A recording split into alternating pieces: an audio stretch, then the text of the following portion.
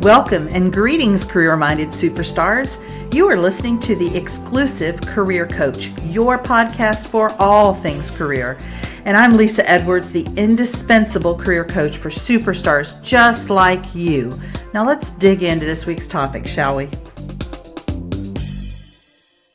Go from dragging yourself to work each day to finding a job you love. The Career Spring program is for high-achieving and ambitious mid-level professionals like you who are looking for a job that uses your zone of genius, recognizes your value, and pays you what you're worth. If you're ready to learn more, schedule a complimentary consult using the link to my calendar in the show notes. Be sure to follow me on Exclusive Career Coaching on Facebook, Lisa Edwards on LinkedIn, and Lisa.Edwards on Instagram. Greetings. How is everybody doing? We're recording this fairly early, but when it comes out, it's going to be the end of June, practically the 4th of July. So I hope for those of you here in the U.S. that you have some exciting Independence Day plans in line. Today I have a return guest. He's a three-peater, Mac Prichard, and I want to have him tell everything about himself here in a moment. We want to start with kind of giving you an introduction to what we're going to be talking about today. Mac and I have talked on previous episodes. You can look that up wherever you're getting your podcast on informational interviews. And today we're going to do a real deep dive on how to navigate it. So hopefully we've done a good job in the past of selling you on the concept of informational interviews. Now we're going to really give you the down and dirty on how to do it. So Mac, thank you so much for coming back to the podcast today. Well, thanks for having me, Lisa. I've never been a three-peat before on a podcast. It's a real honor. Well, I mean, you're gonna be in the Hall of Fame soon is what's going to happen, right? When you win that many national championships, you get to the Hall of Fame. Well, I look forward to that day. I know there's a Hall of Fame for career advice out there somewhere. There should be. If there isn't, we should do it ourselves. Well, Mac, why don't you start by telling the folks who maybe haven't heard of you on my previous podcast, tell them about you. I run a regional job board in the Pacific Northwest. I live and work in Portland, Oregon, and my site, maxlist.org, is both a job board and a career hub. We provide job postings from employers in Oregon and Washington, but we also offer lots and lots of career advice, not only about how to look for work, but how to hire smarter. And we do that, Lisa, because, as you know, seeing a job opening is just one step in the job search process. And you've got to be good at job search skills if you want to not only get the job you want, but to have a satisfying career. So we provide hundreds of free blog posts, several free online courses. I host a weekly podcast where I talk to different career experts. It's called Find Your Dream Job. And we do this so people can have the tools to get the work they want. And I've been doing it now for a number of years, and it's a very satisfying work to do. It is, isn't it? Just helping people. You know, I always say you can't stand in the line at the coffee shop for 5 minutes without hearing the people in front of you and in back of you and around you talking about their jobs, their careers, their struggles around those things, their dissatisfaction, whatever it is. And so my contention is that our career, it doesn't just affect the 8 or so hours a day that we're in the job. It affects our personal relationships. So another third of our life where we're trying to have fun and trying to engage with our family and friends. And it affects our sleep. So we really have to get this right, or we're really missing the boat in every area of our lives, in my opinion. I agree. And I think it's so important that people understand they need to take charge of their careers and they need to take charge of their job searches.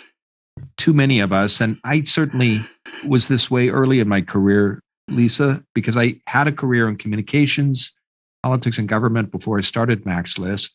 And I continue to run another business, a public relations firm. But early in my career, I waited to be picked. And when I was ready to change jobs, I would look at postings. In those days, they were newspaper classified ads, and I would pick out positions that interested me, but I hadn't done the homework I needed to do to take charge of my career. I wasn't clear about my goals and what I offered and where I wanted to work. When you do those things, you not only have more satisfaction in your work and in your career. But to your point, Lisa, it affects your whole life. And when you're happy doing the work you do, you're going to have more satisfying and positive relationships and just an overall quality of life. So headline here is don't wait to be picked and take charge of your career. And I know we're going to talk about ways to do that today.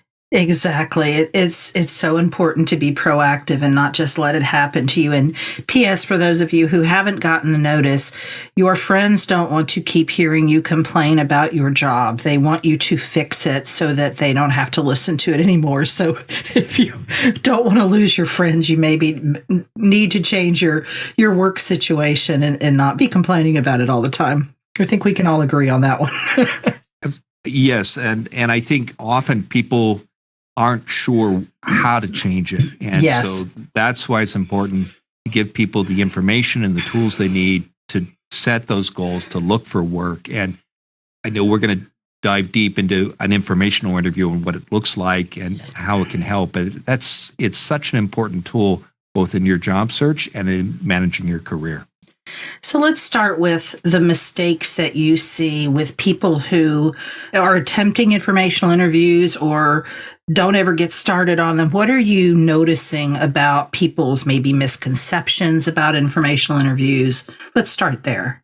I think a lot of people, when they're doing a search, they know that they need to get out and talk to others, but where they struggle is they're not sure how to do that. So I think the first mistake is not understanding what a good informational interview looks like, but also another mistake is not knowing when it's successful and what a good meeting looks like. So if people haven't done that work to figure out what an informational interview looks like and how it can help you, often what they do is they reach out to others and they say, hey, I'm looking for work. If you hear of anything, let me know. That's not an informational interview. No, it's not. And again, all these mistakes I've made myself. So I have great sympathy for people who may have done this.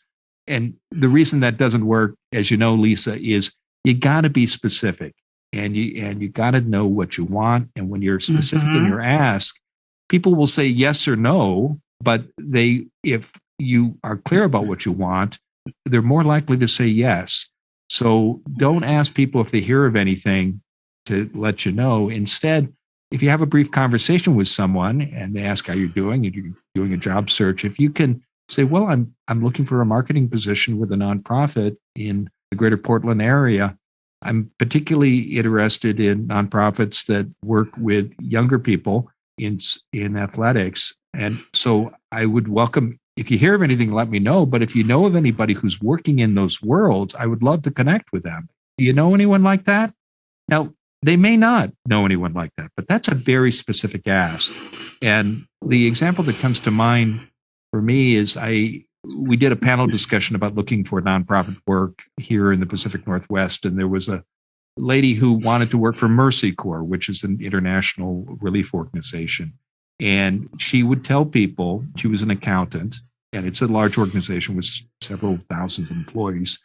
Do you know I'm looking for a position at Mercy Corps. Do you know anybody who works there? And she heard a lot of no's before she heard a yes. But the yes led to someone saying, well, I have a neighbor and I know his spouse works there. Perhaps she would talk to you. And the person followed up. It didn't lead to a job offer right away, but it did lead to a conversation that led to a series of conversations inside the organization. And when a job did post and became available, she was able to go back to the people she met with and talk to them about her interest in the job. She responded publicly, or she responded to the public posting as well, but she had an advantage because she knew about the organization, she knew about its challenges, and she had connections inside, and that led to referrals, which led to her resume being pulled out of the pile and for her getting an interview, not a job offer, but she had to go in and sell herself. That happened because she was telling people,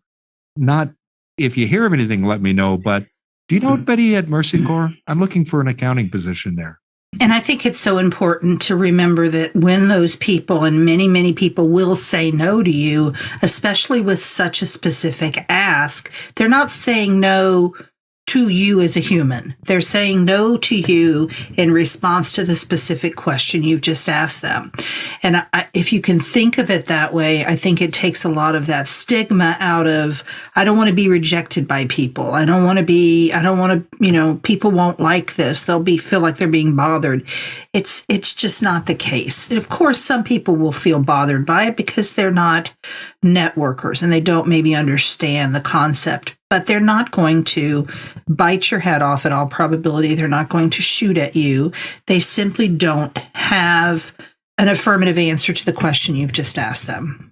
Absolutely. And the other point to keep in mind is if you make the question general, you're much more likely to hear no than if you make it specific. The other point I'd like to raise about a common mistake is a phrase I hear a lot. And again, I've used it myself earlier in my career, is I'd like to get together with you for coffee to pick your brain. And again, this is well-intentioned. You want to have a meeting with someone because you want some information. But I would encourage you to be, again, as specific as possible. There's a reason why you want to meet with this person, because they have some relationship with an employer, perhaps, where you want to work. Maybe they have the job that you would like to have one day or would like to have now, and you want to get insights into how they got that position. Perhaps they're working in a field that you'd like to break into. Whatever the reason is, say it.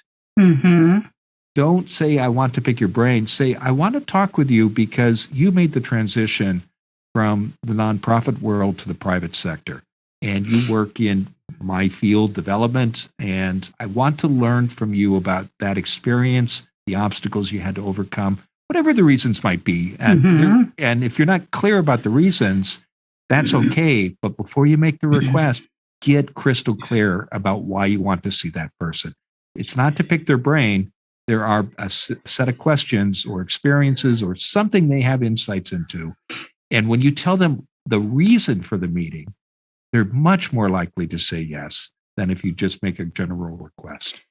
And also, they'll be able to come to the meeting better prepared because in all likelihood, they will give some thought, if at no other time, at least on the drive to the meeting, if you're meeting in person or, 5 minutes before the Zoom call.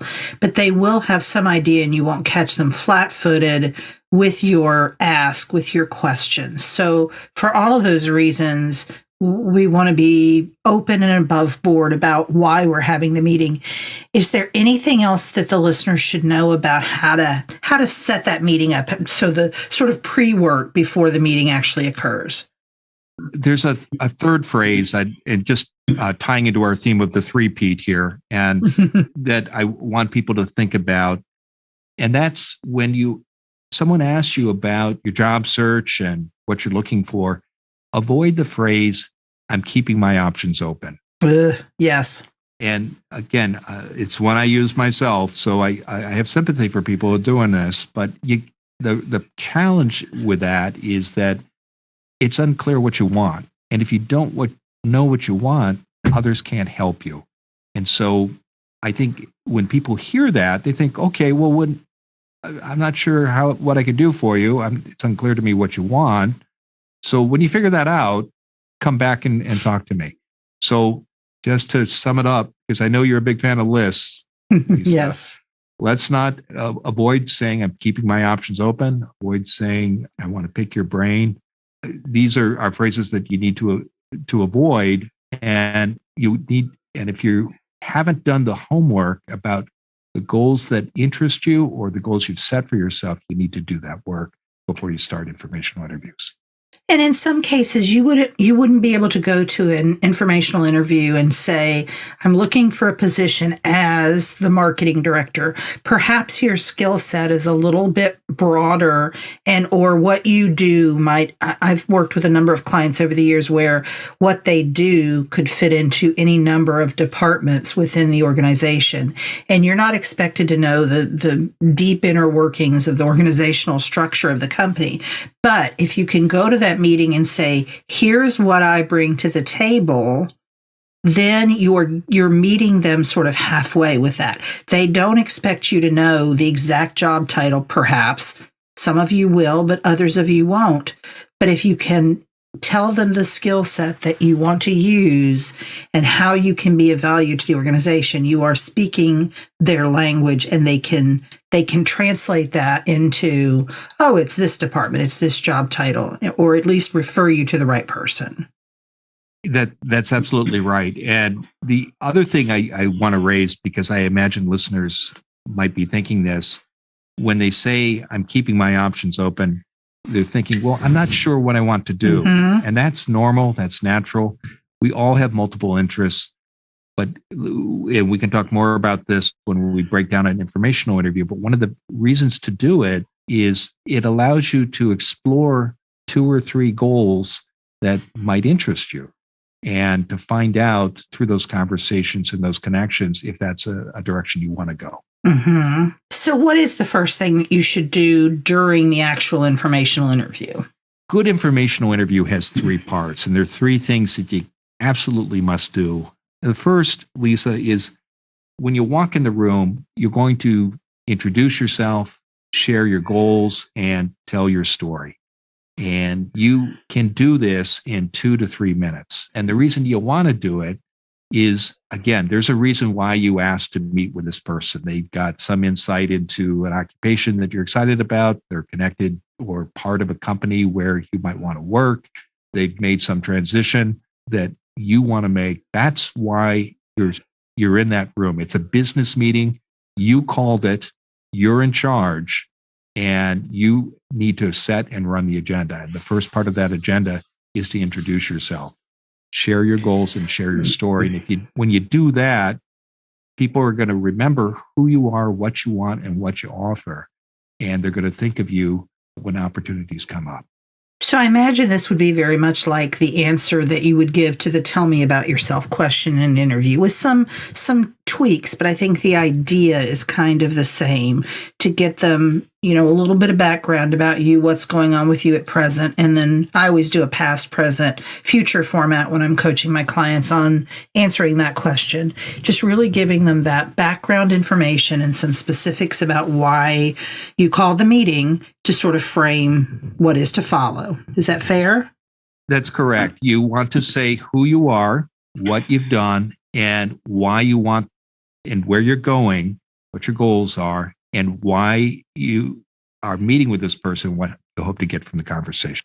So you've introduced yourself, and presumably the other person has, to some degree, introduced themselves. Of course, that depends on how well you knew this person. If they're strangers or someone you know very well, it's going to change. So we've had this introduction, and then what's the next step? The second of the 3 steps, after you've introduced yourself, shared your story and your goals, is you have 3 to 5 specific questions. There's a reason why you wanted to meet with this person. They have overcome some challenge that interests you. They're working again in a field that you want to be in. Perhaps again, they have a job that you want to have. There's some insight. And so you need to walk into the room with those targeted questions and have that conversation. And this will typically take 10 to 15 minutes.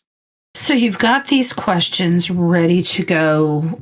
Give me some examples of some of the questions that you might recommend that a prospective, a listener who's thinking about doing an informational interview, what they might want to ask. Well, let's go back to the example I shared at the start of the conversation. Say you're looking for a marketing position with a nonprofit organization that works with young people, particularly in sports and athletics. Perhaps your experience has been in the private sector, working as a digital marketer.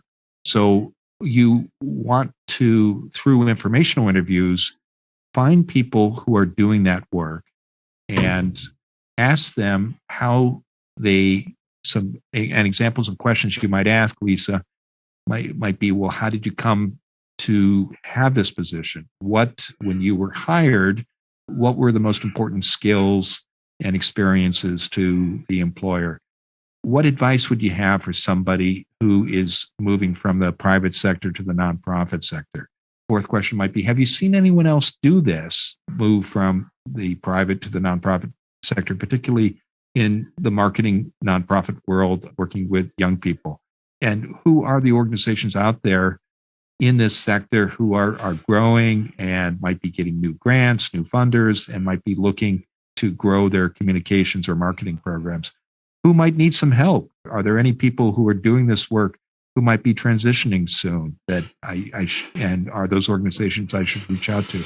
Those are all examples of practical questions. Another way to think about it too, Lisa, is we all carry around these objections in our heads about why we won't be able to accomplish the job search goal we've set for ourselves. And one great thing to do in an informational interview is to take those objections. I won't and turn them into positive questions. And examples of objections might be, well, it'll be impossible for me to work in the nonprofit world because nonprofit organizations only hire people who have nonprofit experience. Or I've never worked in nonprofit communications, and that's going to be a big barrier. Or I'm so far along in my career, I don't think someone would take a chance on an older worker like me. So you take those objections, and examples of how you can turn them into questions would be, well, what advice would you have for older workers who are making a late career change? Have you seen other people in this field in nonprofit marketing and communications accomplish that? Can you tell me who they are? Would you be willing to make an introduction? So the more you can take those objections and turn them into positive questions, you'll get insights into how others have overcome these challenges. You'll get introductions to others who address these objections, and you'll learn from them about how they did it. And I think what the subtext here that's so important to point out is that we are not talking about, I just saw a job posted on Indeed.com, LinkedIn, fill in the blank, and therefore I'm trying to get my foot in the door at that organization. This is a much more proactive strategy that is separating you from the job boards. I always say, whenever you can get your foot in the door before a job is posted or in lieu of a job being posted, you are now an audience of one, and you're much more likely to be seen and heard than when you come in with the crowd that will inevitably form once there is a job posting. So this is a much more a way of you. We talked at the outset of being proactive in your job search, going after what you want. And anytime, and I know you have a job board, but we've talked about that we're on the same page as far as they serve a purpose, but they should not be the sum total of your job search. But anytime we can get away from that reactive mode of this is posted, let me figure out how to get noticed.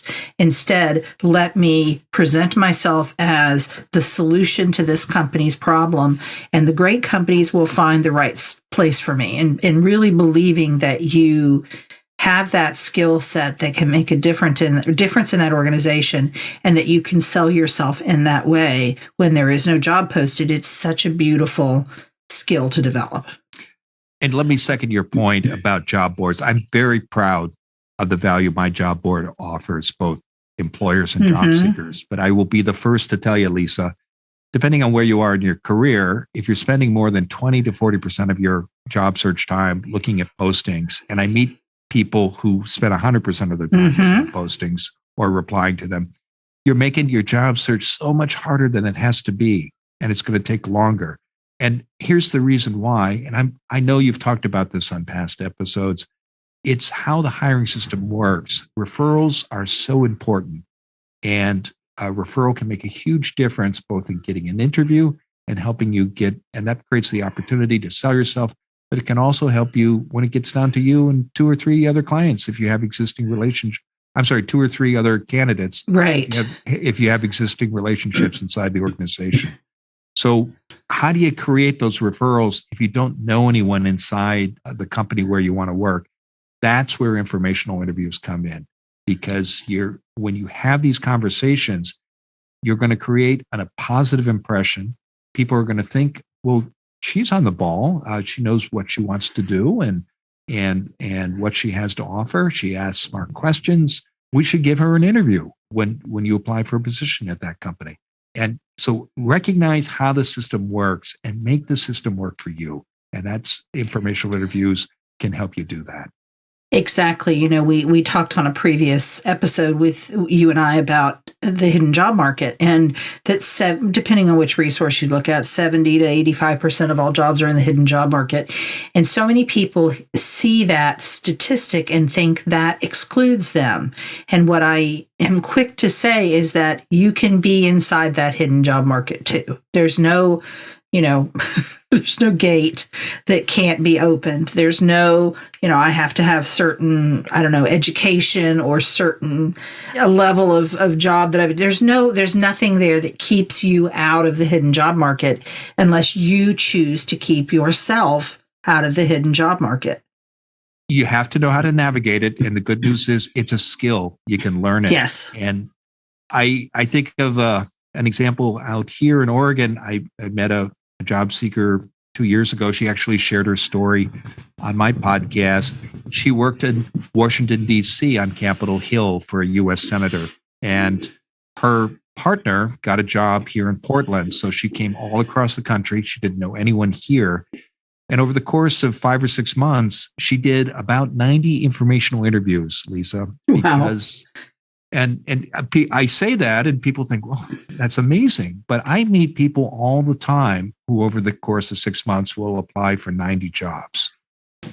Now think about that. You send out 90 applications and you might hear back via an automated email from maybe half of them, maybe 2/3. You might get 5 interviews, maybe fewer, and you might even get a job offer. But here's what she created. By having those 90 informational interviews, she created a network for herself that's going to serve her through her career here in Oregon. She also got insights into who was hiring, what the jobs she wanted paid, what employers to avoid. And that was invaluable to her when she did apply for positions. Because in the end, she applied, she told me, for 4 or 5 jobs. And a few of them were posted publicly, most weren't. And she got a great job working for a large utility here. And when she accepted that offer, she knew it was a good offer because of those conversations and intelligence and insight she got from those informational interviews. And now she's got a network that's going to serve her for the remainder of her career. The person who sent out 90 job applications put in about the same amount of time. It takes about the same amount of time to send in a good application, maybe 2 hours, as it does to set up an informational interview.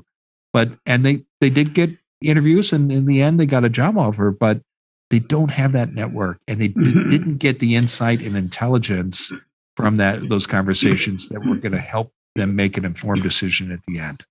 So we've talked about these questions that you should ask and having 3 to 5 prepared questions. What's the next thing that you should do? The third step after, again, you've introduced yourself, shared your story, and you've asked those targeted questions. There's a reason why you want to see this person, and that drives the questions that you ask, is to ask for introductions to others who can help you either explore that goal of working in a particular occupation or a particular company. And the way to do that is to say, I am trying to broaden my network. Are there 2 or 3 other people you recommend that I reach out to? And the more specific you can be about that, the better. So don't ask, well, anybody else I should talk to? Be specific about your needs and ask for introductions to people who can address those specific needs. You can also, Lisa, look at the person's LinkedIn profile before you walk into the room. Yes. And if you see that they are connected to someone at a company where you want to get inside and start having conversations, or a person you want to meet, you can say, I see that you're connected on LinkedIn with Mary Smith. Would you be willing to make an introduction to Mary for me? And here's why I would like to meet with her. Exactly. So it could be as specific as a person that you see that they're connected to. It could be someone who is in a certain role. So who else do you know that is a director of a nonprofit in the area? It could be, who else do you know that, what you mentioned earlier, who has transitioned from corporate to nonprofit. So really being specific. Again, I think that's the theme throughout this episode is that specificity because otherwise it kind of goes in one ear and out the other, and people can't really help you. It's like nailing Jello to the wall. You haven't given them anything to work with, and then you're perplexed as to why they're not really helping you. And when I hear people say, "Oh, I've done a ton of networking, I've done and nobody's been able to help me," I know we have a problem with how that client is approaching these people and the questions that he or she is asking, because that's just not the case. If if you're asking the right things. And that's the key. You gotta have an ask. Again, before starting the Mac's List, I had a long career working in communications and politics, including stints with elected officials. And I've been hired to train people, to nonprofit leaders, to go into meetings with members of Congress and their staff. And we would do these training sessions that revolved around how to get ready for this meeting. And a successful meeting required an ask. If there wasn't a reason, if you didn't have an ask, there really wasn't a reason for the meeting. So when you're preparing people for meetings with elected officials, often the asks involve things like looking for support for a grant, or getting the elected official to come to the nonprofit to draw attention to the organization's work. But they're very specific requests. And you have to have the same approach in informational interviews. I remember in those trainings, Lisa, working with this veteran lobbyist who said, at the end of a conversation, if both parties get up and they don't have homework, that's a failed meeting. So I think that's a good point. Yeah. Yeah. So at the end of your informational interview, I meet people, they say, well, I had these conversations and I don't know if it's working. Well, here's how you know it's working. You get up, and that person you met with now knows who you are, what you want, and what you offer, and where you want to go. And they're going to think about you for those opportunities when they hear about positions that aren't advertised. And this goes back to our earlier conversation about the hidden job market. You're going to create a positive impression, and that's going to help you. The second thing, it's a successful meeting is because now you have insights into how to overcome objections that you've raised in your job search, or maybe you've gotten insights into who's hiring or what positions pay. That's going to be invaluable as you pursue different opportunities. And the third reason the meeting's successful is now you've got 2 or 3 people that you can reach out to, or this person is going to introduce you to. So you're growing your network. And that is a successful informational interview. Absolutely. Absolutely. So, all right. So we've gone through the interview. We have some homework. So we suspect we've been successful. What are some of the things that we need to do in the aftermath? So immediately after let's just say within 24 hours, and then ongoing, to sort of keep this network relationship alive. You need to send a thank you note, and you need to be specific about your gratitude for the advice that was offered. And sometimes when you ask for requests, or rather introductions to others, the person you meet with will say, well, let me reach out to her and see if she'd be willing to meet with you. And if that's the case, that's fine.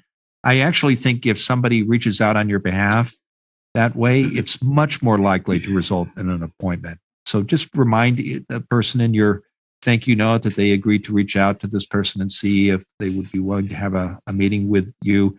Sometimes people say, well, here, you should reach out to these 3 people and I'll send you their email addresses. And if that's the case, just remind them that they committed to doing that. So that's the immediate step. If you haven't already done so, connect with somebody on LinkedIn. It's a great way of not only getting additional contact information, but if you're posting regularly on LinkedIn, maybe twice a month, you'll pop up in their feed, and that will remind them that you're out there.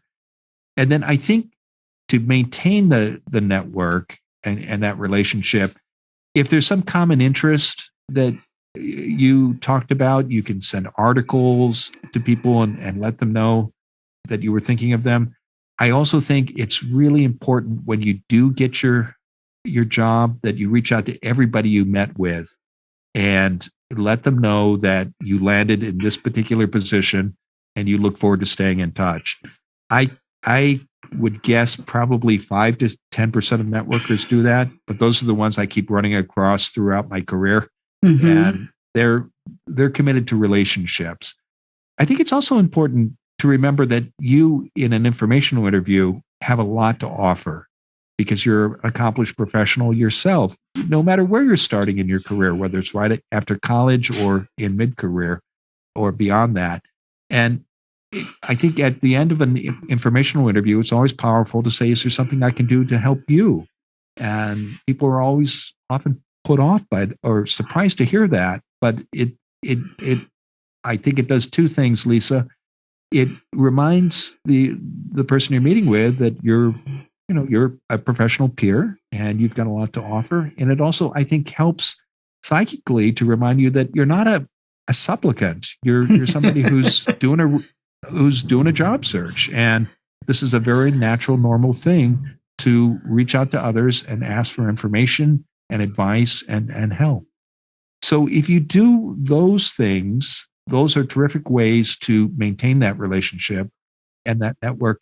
Finally, I think it's always important to remember about networking in general, but particularly with informational interviews, you've got to give as well as ask for help.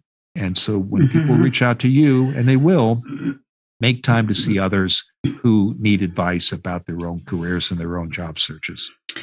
Absolutely. And I think a subtext here that we haven't specifically talked about is how you as the candidate approach this process. From what energy do you approach it from? And it's so important that you have this energy of confidence in your skill set, confidence in what you bring to the table, so that in no way are you projecting this desperation.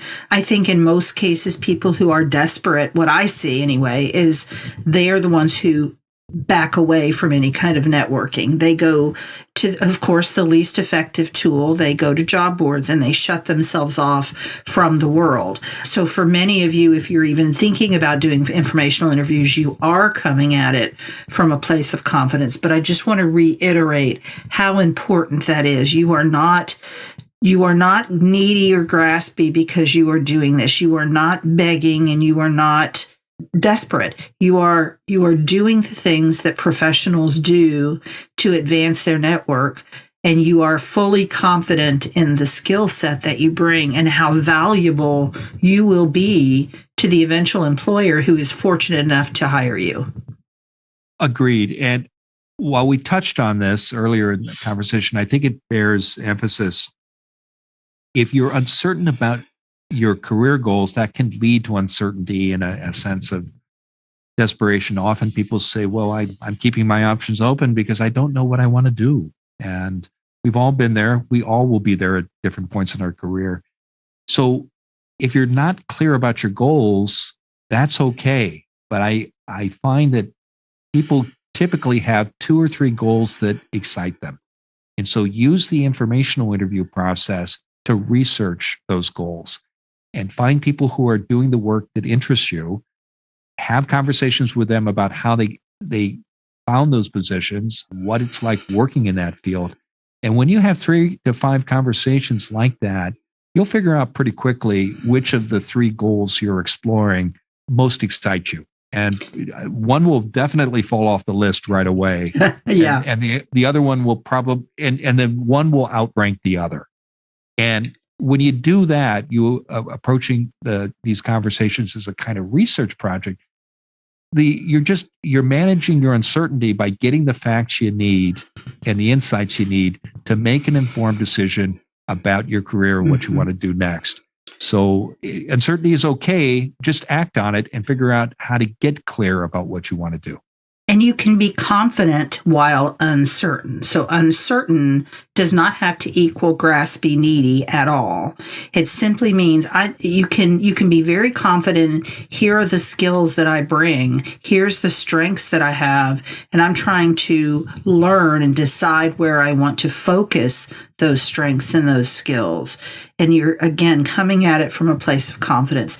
So important, because you don't want to get out there and start trying to cultivate a network on shaky feet. It would be sort of like I guess if you were trying to grow a crop and you were just throwing some seeds and you were like, I don't know what they are, I'm not real sure what I'm planting. Something might grow. I'm not sure whether it should be in the sun or the shade. I'm just going to throw it out here and see what happens. It's not going to help your reputation if you do that. So you want to make sure you have that strong core belief in yourself, even if you are undecided at present about where you want to focus those strengths. And you don't need to talk about your indecision. You can simply say, I'm exploring working in this field, and that's why I want to talk to you. You don't say, I'm looking at 2 other options too, or I'm not sure what I want to do.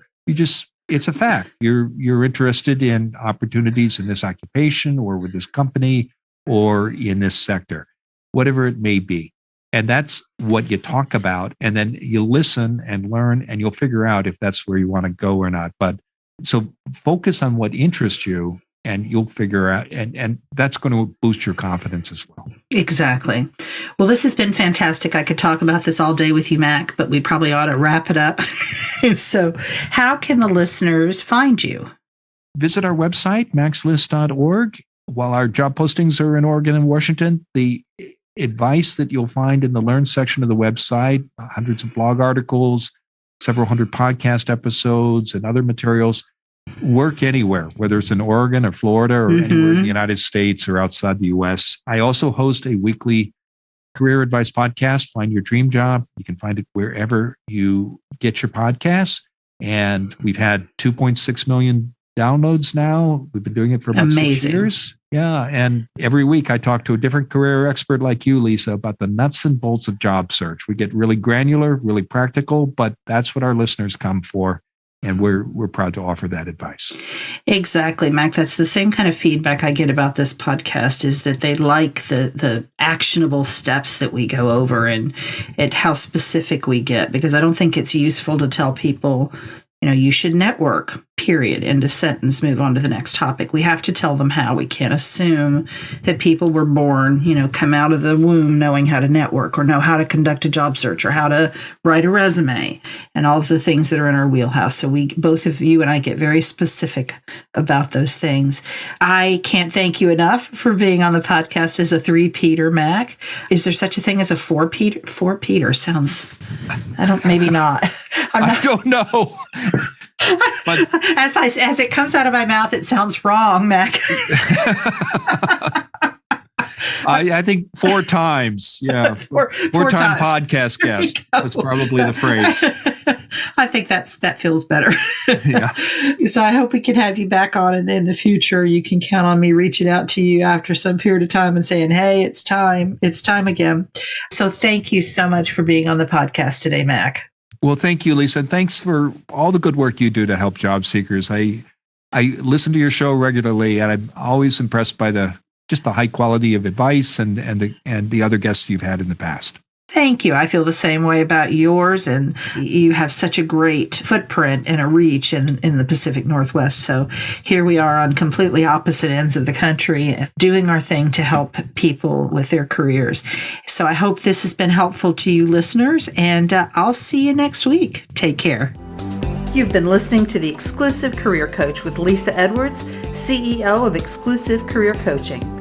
It would be great if you would rate, review, and subscribe to this podcast. Also, I want to be your career coach, so be sure to ask questions about your career management challenges and job search situation.